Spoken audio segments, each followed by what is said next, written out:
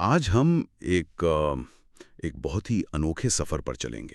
جی۔ ایک ایسا سفر جو ہمیں سیدھا ماضی میں لے جاتا ہے۔ ہمارے پاس کوئی ٹائم مشین تو نہیں، لیکن ہمارے پاس 19ویں صدی کا ایک سفر نامہ ہے۔ ایک یورپی مسافر کی آنکھیں جس کے ذریعے ہم تقریباً 180 سال پیچھے جائیں گے۔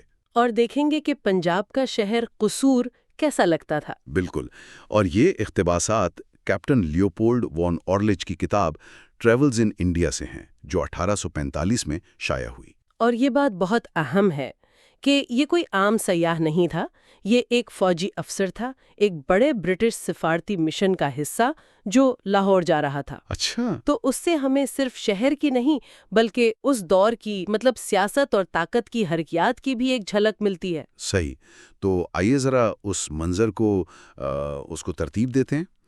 یہ قافلہ یہ کتنا بڑا تھا؟ بہت بڑا۔ کتاب میں لاہور میں سفارت خانے کا ذکر ہے، جس میں لارڈ آلٹمونٹ اور جنرل چرچل جیسے بڑے نام شامل ہیں۔ جی، اور ان کے ساتھ ایک حفاظتی دستہ بھی تھا۔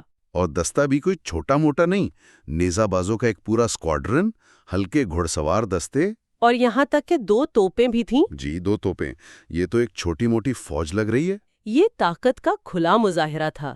آپ سوچیں 1845 کا وقت پنجاب کے لیے کتنا نازک تھا۔ مہاراجہ رنجیت سنگھ کا انتقال ہو چکا تھا۔ بالکل، سکھ سلطنت اندرونی خلفشار کا شکار تھی اور انگریز سرحد پر اپنی طاقت بڑھا رہے تھے۔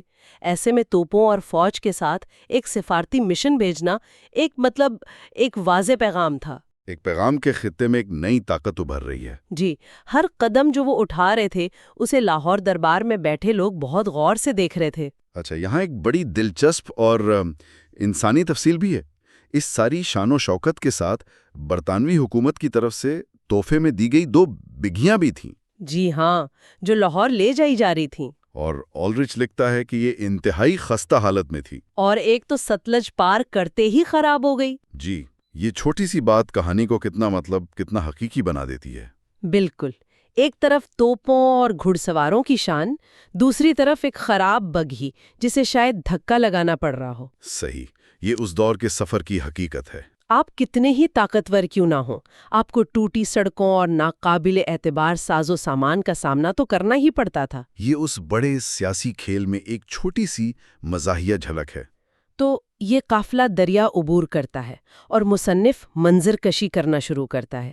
پہلے تو وہ ستلج کے کنارے مکئی کے ہرے بھرے کھیتوں اور نیلے آسمان کا ذکر کرتا ہے۔ جی، ایک بہت پرسکون تصویر بنتی ہے۔ وہ لکھتا ہے کہ اس منظر کا ایک پرسکون اور زندگی بخش اثر تھا۔ اور میرے خیال میں وہ یہ پرسکون منظر جان بوجھ کر ترتیب دیتا ہے تاکہ اس کے فوراً بعد جو تضاد آنے والا ہے وہ مزید گہرا ہو جائے۔ اچھا؟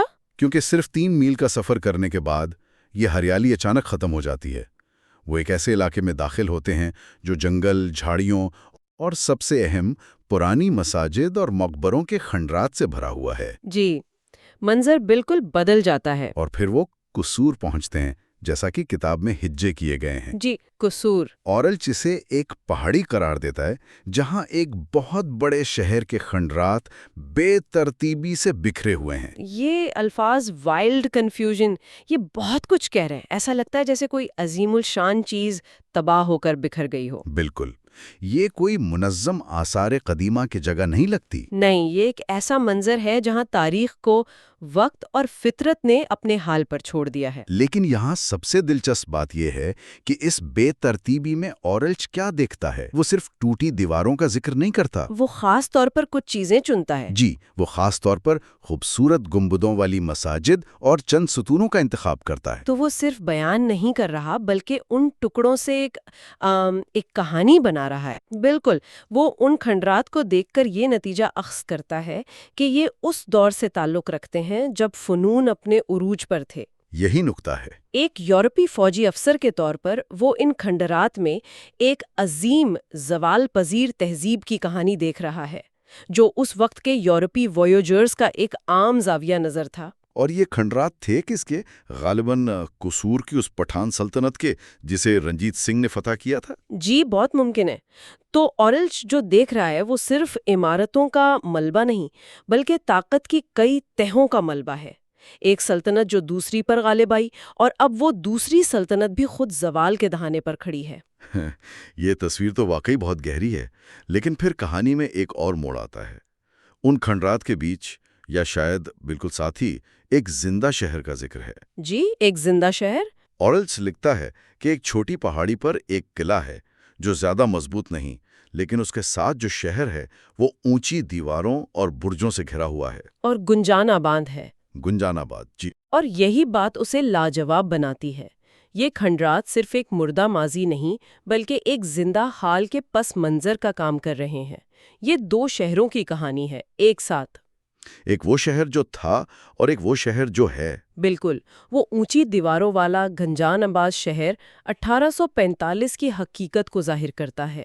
سکھ سلطنت کی کمزور ہوتی گرفت میں مقامی تحفظ اور دفاع سب سے اہم تھا۔ وہ دیواریں صرف اینٹوں کی نہیں تھی، وہ اس دور کی بے یقینی اور خوف کی علامت تھیں۔ صحیح، جیسے کوئی پرانی تصویر جس کے اوپر کسی نے ایک نئی پینٹنگ بنا دی ہو۔ لیکن یہ توپوں کی سلامی والی بات تھوڑی عجیب نہیں؟ کیسے؟ ایک طرف شہر زوال کا شکار لگ رہا ہے، کھنڈرات میں گھرا ہوا ہے، دوسری طرف وہ ایک برطانوی وفد کو باقاعدہ توپوں سے سلامی دے رہا ہے۔ یہی تضاد ہی تو اصل کہانی ہے۔ توپوں کی سلامی اس بات کی تصدیق ہے کہ یہ شہر انتظامی طور پر ابھی مرا نہیں ہے۔ اچھا۔ یہ لاہور دربار کا ایک فعال فوجی یا انتظامی مرکز ہے۔ یہاں ایک گورنر یا قلعہدار موجود ہے جو سفارتی پروٹوکول کو سمجھتا ہے اور اس پر عمل کر رہا ہے۔ تو سلطنت بھلے ہی کمزور ہو رہی ہو، اس کا ڈھانچہ ابھی بھی کام کر رہا تھا۔ جی، یہ شہر اپنے ماضی کے سائے میں جی رہا تھا، لیکن اس کا حال بھی موجود تھا جو ان نئے آنے والے طاقتور لوگوں کو اپنی موجودگی کا احساس دلا رہا تھا۔ اور وہاں کے عام لوگوں کا کیا رد عمل تھا؟ اورلش لکھتا ہے کہ جب قافلے کو گھوڑے بدلنے کے لیے شہر میں رکنا پڑا تو سڑکوں، دیواروں اور گھروں کی چھتوں پر لوگوں کے ہجوم جمع تھے۔ یہ ہمیں اس لمحے کی سماجی زندگی کی ایک جھلک دکھاتا ہے۔ یہ ہجوم تجسس سے بھرا ہوا ہے۔